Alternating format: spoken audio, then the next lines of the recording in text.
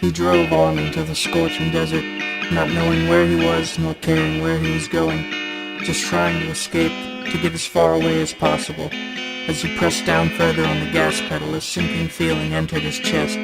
Just then the engine stopped rumbling and the car began to slow down.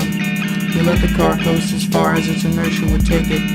When he stepped out, that sinking feeling overtook him and sent an over-encumbering shiver throughout his body. He stumbled to the front of the car and tried to open the hood, but it wouldn't budge. He pulled up until he thought his fingers would rip off, of no avail. He caught something out of the corner of his eye and looked at the ground to see a small drop of blood trickling down the road. His eyes followed the thin red trail until they came upon something much more unsettling. Before him stood several tall, brooding figures.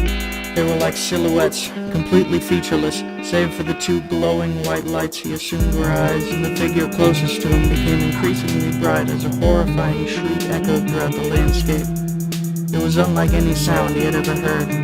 As the shriek subsided, this unsettling feeling grew once more, this time so powerful that he fell to his knees in shock. He looked out into the distance and saw that there were more shadowy figures coming towards him.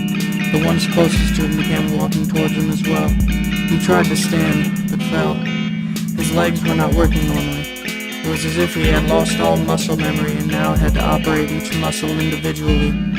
Concentrating entirely on escape, he managed to slowly rise to his feet and turn around. Every step was now a complicated process, and he trudged away as quickly as he could, the silhouettes lumbering behind him, the trickle of blood now a steadily flowing stream.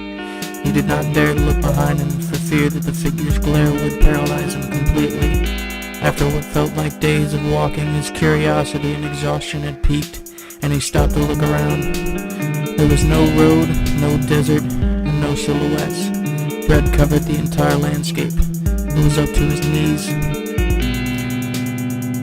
Just as he exhaled in relief, he heard that ungodly shriek in the distance. The sea of blood rose dramatically and control over his body dwindled. He lost his balance and fell into the blood as any ability to move ceased. Escape was no longer a possibility. All he could do was drift and watch the silhouettes inch closer.